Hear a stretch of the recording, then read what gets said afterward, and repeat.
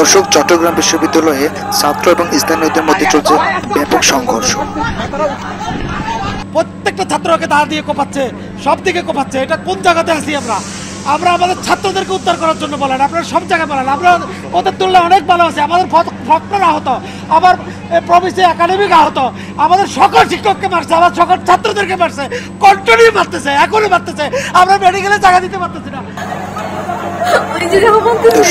দাদি কোপানো সহ বিভিন্ন ধরনের অপকর্ম করে যাচ্ছে স্থানীয়রা। অনেক ছাত্র ইতিমধ্যে আহত হয়েছে।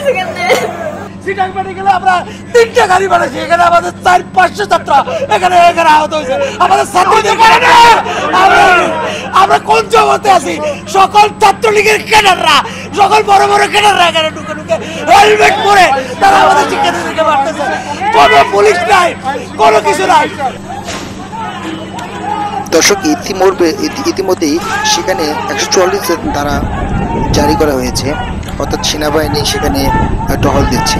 আমরা জিওসির সাথে কথা বলেছি, স্বরাষ্ট্র উপদেষ্টার সাথে কথা বলেছি, মাননীয় প্রধান উপদেষ্টার দপ্তরে কথা বলছি। 2 ঘন্টা চলে গেছে, এখন আমাদের বাচ্চাকে বাঁচে নাই। আমাদের ছাত্রদের গান নিয়ন্ত্রণ করতে পারতেছি না। কোনো আমাদের শিক্ষার্থীরা পড়ে আছে।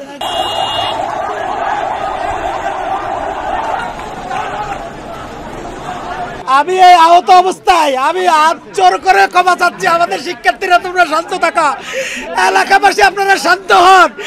আমরা এখন আর্মি বিজিবি আসতেছে। আমরা এই বিশ্ববিদ্যালয়ে আজকে এত বছর ধরে আছি, এই গ্রামের সাথে আমাদের সম্পর্ক ছিল। এটা অন্য একটা কুচক্র চলতেছে। এই গেমে কেউ হাত দিও না ভাই, তোমরা দয়া করে তোমরা শান্ত হও, তোমরা শান্ত হও। আমরা অনুরোধ করতেছি, আমরা তোমাদের সাথে আছি, তোমরা শান্ত হও। এগুলোর বিচার হবে, তোমরা শান্ত হও।